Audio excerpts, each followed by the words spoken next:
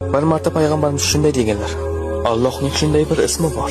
Kim bu ismni duosida ishlatsa, duosi ijobat bo'lmay qolmaydi.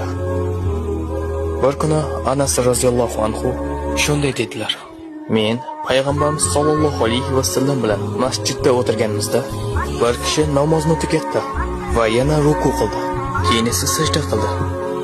U sajda qilib bo'lgach shunday dedilar: اللهم إني أسألك بأني أشهد أنك أنت الله لا إله إلا أنت الأحد الصمد الذي لم يلد ولم يولد ولم يكن له كفوا أحد.